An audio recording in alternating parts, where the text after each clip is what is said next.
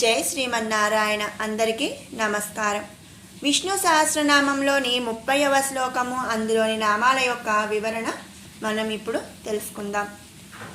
ఓజస్తేజోద్యుతిధరః ప్రకాశాత్మా ప్రతాపనః బుద్ధః స్పష్టాక్షరో మంత్రః చంద్రాంశుద్భాస్కరద్యుతిః. ఓజస్తేజోద్యుతిధరః. ఓజస్తేజో ద్యుతిధరః.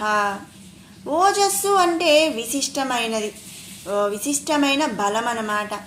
తేజస్సు అంటే శత్రువులను జయించే శక్తి. ఇక ద్యుతి అంటే కీర్తి ప్రకాశము.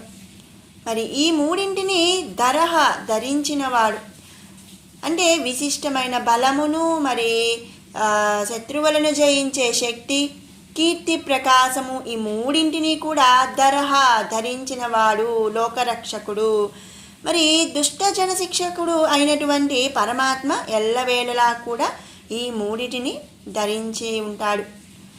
కాబట్టి ఆ స్వామిని మనం ఇక్కడ ఓజస్తేజో ద్యుతిధరః అనే నామముతో స్తుతించుకుంటున్నాము. తర్వాత నామం ప్రకాశాత్మ. పరమాత్మ జ్యోతిం స్వరూపుడు, స్వయం ప్రకాశి, తను ప్రకాశిస్తూ జగత్తును ప్రకాశింపచేయుచున్నాడనమాట. ఆత్మ అందుకల చైతన్యమే ప్రకాశం, దానికి వేరే ఆధారం అనేది ఏమీ ఉండదు.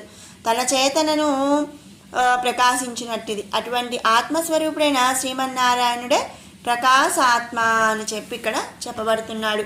అంటే ఏంటి అంటే మరి ప్రకాశ ఆత్మ, ఆత్మను ప్రకాశింపచేసేవాడు. మరి మన అందరిలో మరి అంతర్యామిగా మరి ఆ పరమాత్మ ఉండి నడిపిస్తున్నాడు అని చెప్పి మనం చెప్పుకున్నాం. మరి అది ఎలా అండి? జ్యోతి స్వరూపంగా మరి ప్రకాశిస్తూ మనల్ని, మన ఆత్మల్ని ప్రకాశింపజేస్తూ మనల్ని నడిపిస్తున్నాడు అనమాట. కాబట్టి ఆ స్వామిని మనం ఇక్కడ ప్రకాశాత్మ అనే నామముతో స్తుతించుకుంటున్నాము. తర్వాత నామం ప్రతాపనః. పరమాత్ముడు సూర్యచంద్రులు, అగ్ని వంటి తన విభూతుల చేత లోకాన్ని ప్రకాశంతో తరింపజేస్తున్నాడు. అంటే ఏంటి అంటే మరి సూర్యచంద్రుల్లో, అగ్నిలో అందరిలో ఉన్నది స్వామి అంతర్యామిగా. మరి ఆ పరమాత్ముడు డైరెక్ట్గా నేను అని కాకుండా మరి సూర్యచంద్రులు, అగ్ని వంటి తన విభూతులు అంటే తన స్వామి యొక్క సబ్స్టెన్సెస్ అని చెప్పి చెప్పచ్చు అనమాట. విభూతులు, వాటి చేత లోకాన్ని ప్రకాశంతో తరింపజేస్తాడు. ధర్మ సంస్థాపన కోసం దుష్టులను క్షోభకు గురి చేసి వారిని తపింపజేస్తాడు. అందుచే పరమేశ్వరుడు ప్రతాపుడు అని చెప్పి ఇక్కడ చెప్పబడుతున్నాడు. అంటే ఏంటి అంటే మరి ఈ ప్రపంచానికి, లోకానికి వెలుగునిచ్చేది ఎవరండి అంటే సూర్యచంద్రులు, అగ్ని అంటాం. కానీ వాటి వెనక అవి ఎవరి విభూతులండి? పరమాత్మ యొక్క విభూతులు. అందరిలో కూడా ఉండి పరమాత్మ నడిపిస్తున్నాడు. అలాగే దుష్టులకు కష్టాలను కలిగిస్తూ ఉంటాడు. కష్టాలను కలిగించి వాళ్ళని తపించేటట్టు చేస్తాడు. కాబట్టి ఆ స్వామిని ఇక్కడ ప్రతాపనుడు అని చెప్పి చెప్పుకుంటున్నాం. ప్రతాపనః అనే నామంతో స్తుతించుకుంటున్నాం. తర్వాత నామం బుద్ధః. ధర్మము, జ్ఞానము, మరి ప్రాపంచిక విషయముల నందు అనాసక్తి మొదలగు గుణములను పరమాత్ముడు కలిగి ఉంటాడు. ఇటువంటి గుణములు సమృద్ధిగా కలవాడగుటచే బుద్ధః అని చెప్పి చెప్పబడుతున్నాడు. అంటే ఏంటి అంటే స్వామి అసలు మనకి వేదముల ద్వారా ధర్మాన్ని, జ్ఞానాన్ని ఇవన్నీ కూడా మనకి అందిస్తున్నాడు. అంటే ఏంటి అంటే మరి వాటి అందు స్వామి ఏమి ఆసక్తి కలిగి ఉండడు. వాటన్నిటి అంటే మరి ప్రాపంచిక విషయములందు అంటే నాకు కావాలి, నాది, ఎలాంటి కోరికలు, నేను ఇలా ఉండాలి, అలా ఉండాలి, లేక మరి అవి అనుభవించాలి, ఇవి అనుభవించాలనే ఎలాంటి కోరికలకు కూడా స్వామి ఆసక్తి చూపించడనమాట. ధర్మము, జ్ఞానము కలిగి ఉన్నవాడు. ఇటువంటి గుణములు సమృద్ధిగా కలవాడవటం చేత బుద్ధః అనే నామముతో మనం ఇక్కడ స్తుతించుకుంటున్నాం. తర్వాత నామం స్పష్టాక్షరః. స్పష్ట అక్షరః. వేదములకు అర్థమును స్పష్టముగా చెప్పునటువంటి అక్షర స్వరూపుడై ఉన్నాడు. అంటే ఏంటి అంటే మరి వేదాలు కూడా పరమాత్మ నుంచే పుట్టాయి, వేదస్వరూపుడు స్వామి అని చెప్పి చెప్పుకుంటున్నాం.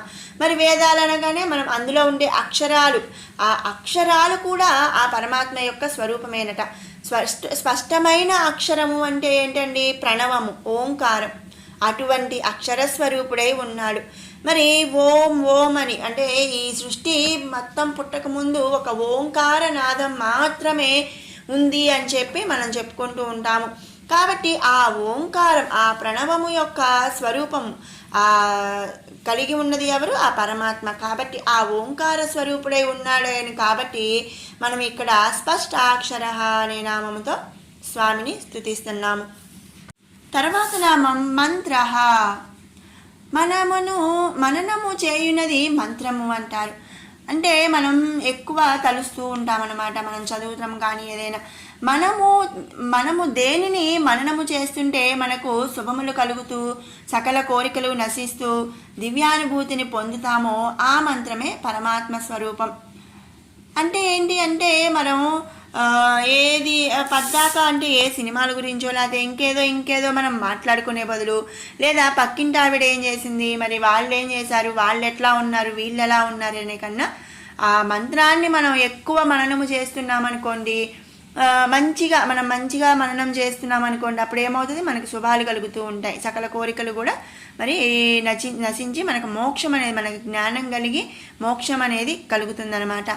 అది దేని ద్వారా వస్తుంది? మనకు ఆ దివ్యానుభూతిని పొందేది దేన్ని? ఆ మంత్రమే పరమాత్మ స్వరూపం. మనం ఎవరో సంపాదించారు, లేకపోతే ఎవరో మరి బాగా ఇదిగా ఉన్నారు అని దాన్ని ఆలోచించామనుకోండి, ఏమవుతుంది? మనకి ఇంకా రోగాలు వస్తాయి. అదే మనం ఖాళీగా ఉన్నప్పుడు ఓం శ్రీమన్నారాయణాయ నమః అనో, లేకపోతే ఓం ఓం ఓం అనో, లేదా మన ఇష్టదైవం, మరి ఎందుకంటే అన్ని దేవతల రూపాల్లో కూడా మరి ఉన్నది స్వామి అని చెప్పి మనం చెప్పుకుంటున్నాం. ఏ రూపంలో మనం పూజించినా కూడా మనకి ఆ స్వామి అనుగ్రహం కలుగుతుంది అని చెప్పుకుంటున్నాం. కాబట్టి ఎవరి ఇష్టదైవాన్ని వాళ్ళు మరి మననం చేసుకుంటున్నాం అనుకోండి, మన మనసుకి ప్రశాంతతగా ఉంటుంది, అలాగే మనకి దివ్యానుభూతి కలుగుతుంది. దాంతోపాటుగా మరి మనకు అన్ని శుభాలు కలుగుతాయి. అది ఎవరండి? ఆ పరమాత్మ స్వరూపం. ఆ మంత్రమే ఆ పరమాత్మ స్వరూపం. కాబట్టి స్వామిని మనం ఇక్కడ మంత్ర అనే నామంతో స్తుతించుకుంటున్నాము. తర్వాత నామం చంద్రాంశు. తనను మననం చేయువారి పట్ల శ్రద్ధాశక్తులను కలిగి ఉండి వారికి చంద్రకిరణముల వలె వెన్నెల అంటే చల్లదనం, స్వాంతన చేకూరుస్తాడంట. సంసార పరితాపమును సూర్యకిరణముల చేత తపించు బహులకు అంటే జనన మరణములకు బద్ధులు చంద్రకిరణముల వలె ప్రకాశిస్తూ వారి బాధలను, భయములను, రోగాలను మరిపించేవాడు శ్రీమన్నారాయణుడు. అంటే ఏంటి అంటే మన ఈ సంసార సాగరంలో మనం ఇప్పుడు ఎండాకాలం, ఇప్పుడు మనకు సూర్యుడు ఉన్నాడు అనుకోండి, మార్నింగ్ టైం సూర్యరశ్మి పడేటప్పుడు మనకి వేడిగా మరి తాపంగా మరి ఇదిగా ఉంటుంది. అదే నైట్ టైము చంద్రుల్లో ఉన్నప్పుడు మనం బయటికి వెళ్ళామనుకోండి, చాలా హాయిగా చల్లగా చాలా ప్రశాంతంగా అనిపిస్తుంది. ఆ విధంగా మరి సూర్యకిరణాల పరితాపమును అంటే మరి ఆ సంసార బంధనములను మరి ఆ బాధలను తగ్గించి ఎలా అయితే చంద్రకిరణములు ప్రకాశించినప్పుడు చల్లగా ఉంటుందో ఆ విధంగా మన బాధలను, రోగాలను, భయాలను అన్నిటినీ కూడా మరిపిస్తాడు శ్రీమన్నారాయణుడు.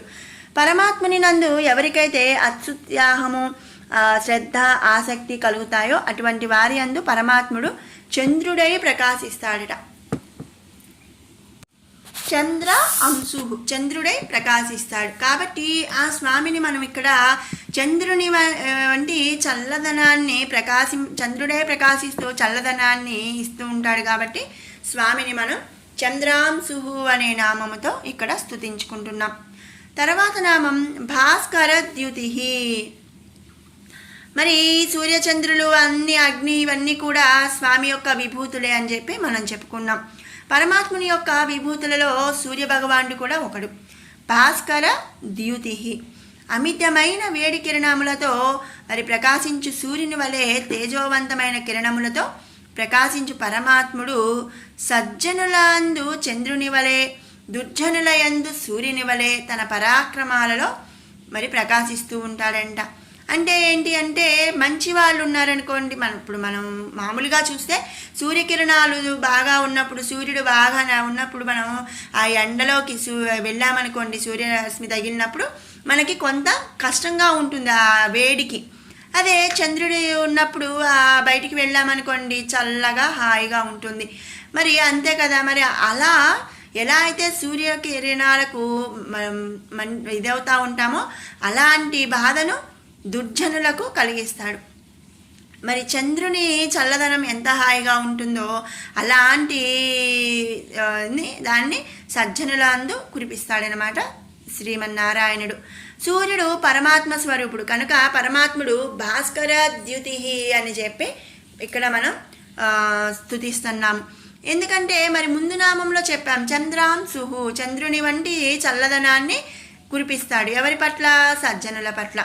ఇక తర్వాత భాస్కర ద్యుతి, భాస్కరుడు అంటే సూర్యుని వంటి ద్యుతి, సూర్యునిలా కిరణాలలాగా మండిపోతూ ఉంటాడు. ఎవరి పట్ల? దుర్జనుల పట్ల. మరి కాబట్టి స్వామిని ఇక్కడ భాస్కర ద్యుతి అనే నామంతో స్తుతించుకుంటున్నాము. మరి విన్నారు కదండి 30వ శ్లోకం యొక్క నామాల వివరణ. ఇప్పుడు 21 నుంచి 30వ శ్లోకం కూడా ఒక్కసారి పారాయణ చేసుకుందాం.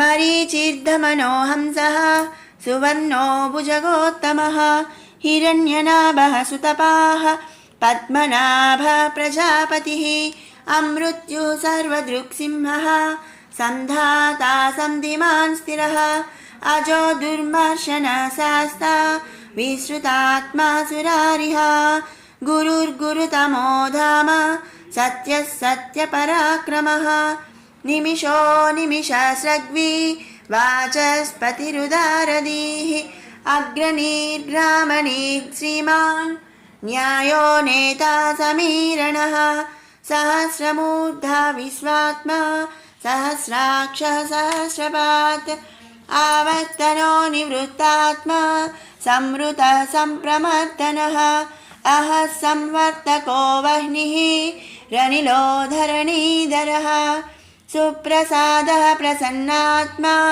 విశ్వసృగ్విశ్వభుక్ విభుః సత్కర్తా సత్కృతః సాధుర్ జహ్నుర్నారాయణో నరః అసంఖ్యేయో ప్రమేయాత్మా విశిష్టశిష్టకృచ్యుచిః సిద్ధార్థः సిద్ధసంకల్పः సిద్ధిదः సిద్ధిసాధనः వృషా హి వృషభో విష్ణుర్ వృషపర్వా వృషోదరः వర్ధనో వర్ధమానశ్చ వివిక్తः శృతిసాగరः సుభుజో దుర్ధరో వాగ్మీ మహేంద్రో వసుదో వసుః నైకరూపో బృహద్రూపः సిపివిష్టः ప్రకాశనः ఓజస్తేజోద్యుతిధరः ప్రకాశాత్మా ప్రతాపనः బుద్ధः స్పష్టాక్షరో మంత్రశ్చంద్రాంశుర్భాస్కరద్యుతిः.